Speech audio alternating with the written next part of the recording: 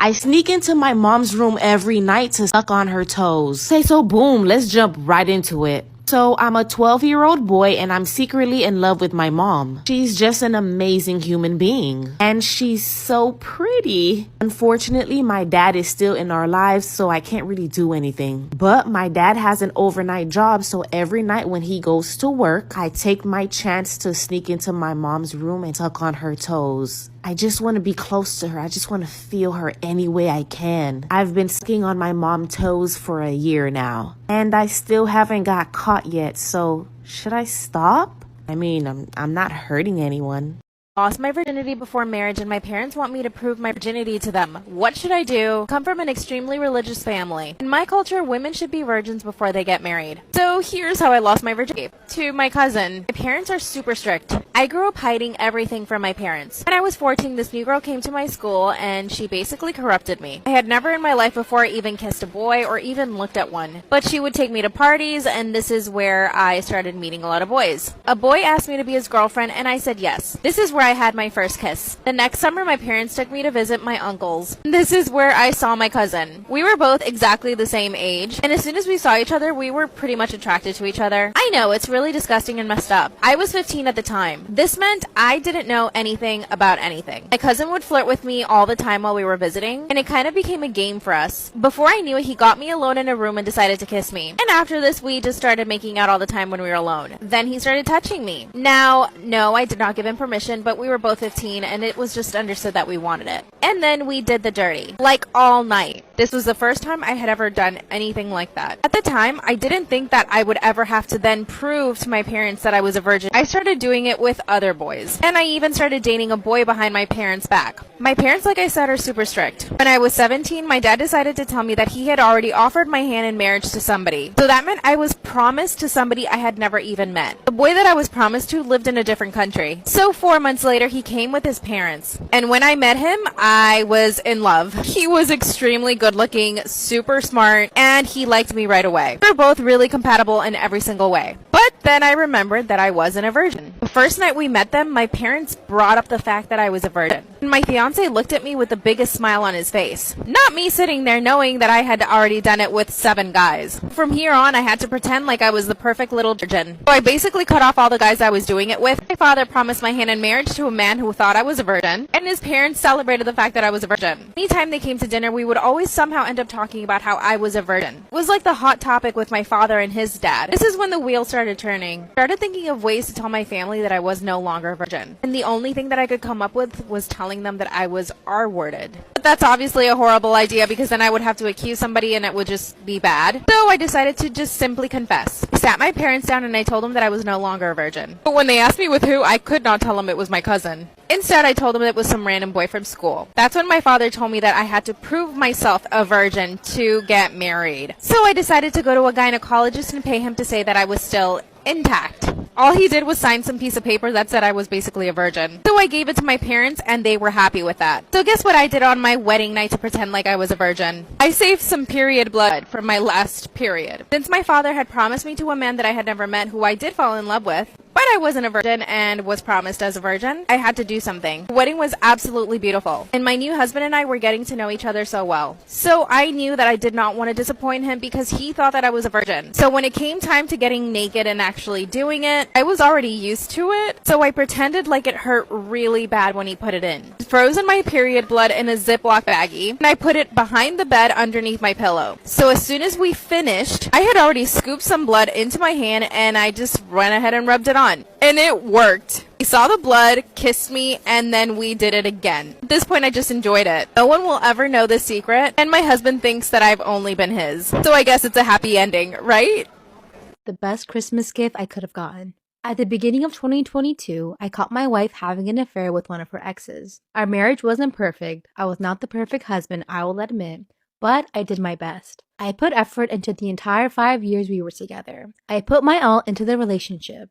Her, I could not say the same. I was forced to confront the reality of who she truly was shortly after I caught her. She illegally evicted me from our shared home, lied to the police to try and get me arrested, tried to get me fired from my job, and tried to turn all of my friends against me. Some of these succeeded while others did not. She made my life a living hell since the day I asked her for the divorce and has planted her heels into the ground over our separation to try and drain all of my finances and emotional strength from me. The only upside is that we have no kids for her to use as weapons, but I soon found out that her policy of strict birth control with me did not extend to her suitor as he got her pregnant 5 months ago. I thought maybe this would help speed along the divorce, but it only railed her in efforts to destroy me. On Christmas Eve, my wife and her suitor went to a party where both of them got drunk. I find this fact terrible as all of her friends knew she was pregnant as well. Her suitor drove them home, a mistake that would cost them both their lives. In the state I live in, our divorce is now considered to never have even started. I will be able to claim her life insurance policy for myself and move back into my home.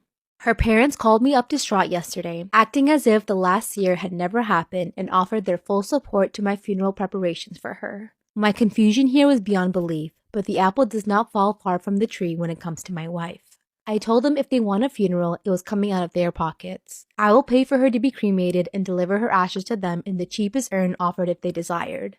They called me horrible and tried to guilt me about her life insurance, but only after 4 minutes on the phone with them, I hung up and blocked every one of her family members. I'm going to be taking a few extra days off work to move back into my house over the next week. I've already made arrangements to have her stuff hauled off so my home will be an empty canvas to start my life anew. I don't know if there is a God or this was just karma, but I truly believe now that I have come out on the other side of the storm. Am I wrong for letting my son get fast food and bringing it into a wedding reception? I mean, if he's like a kid, like a toddler, and like they're hard to like feed, then yeah, I would understand, but... My son, 22 male, is a picky eater. It's a 22-year-old? Then no, out the door. My cousin was getting married and had a lovely reception with a nice buffet. Johnny wasn't a fan of what was served, so I let him leave and get some food. Word spread amongst our family where he was going, and a few people asked him to bring things back, so he did. We were at a table near the dance floor, and you could probably smell it there, but nobody in our immediate family had a problem, even the bride or groom. Apparently, the venue and the family of the bride were appalled, and I don't understand why. It was a great party, so he wanted something different, and other people did too. Okay, so like in our culture, if we were to have a wedding, we have buffet style too. And if it's a kid, it's a different story, right? Kids are picky, I get it. But if I saw a guest at my wedding or I was at my sister's wedding go and bring McDonald's, I think that's like a sign of disrespect because it's like my food wasn't good enough for you. Like, you know what? Your shit was nasty. I'm gonna go get outside food. I go to McDonald's all the time after the wedding, right? If I'm still hungry, but I wouldn't do it during the wedding because it's just rude. It's like etiquette. He's 22. Grow up. Ma'am, I don't like it. It's a picky. I don't like it. Come on. He's 22 years old and in college. He has no medical issues, he just has a limited palate. When I said I meant let him take my car since we all rode together. The food was served buffet style. A nice soup, salad, tenderloin, barbecue beef, pasta, a few other selections. It was actually really good wedding food. You're not making your case stronger. Like I said, if you were hungry after, go after the wedding. Everyone else who partook in the fast food did so because, well, it was there and tasted good. They didn't have a problem with the venue's food. Also, as some people said, 1 or 2 chicken bones did end up in the floor in the venue. That was unfortunate. Do better. We're wrong.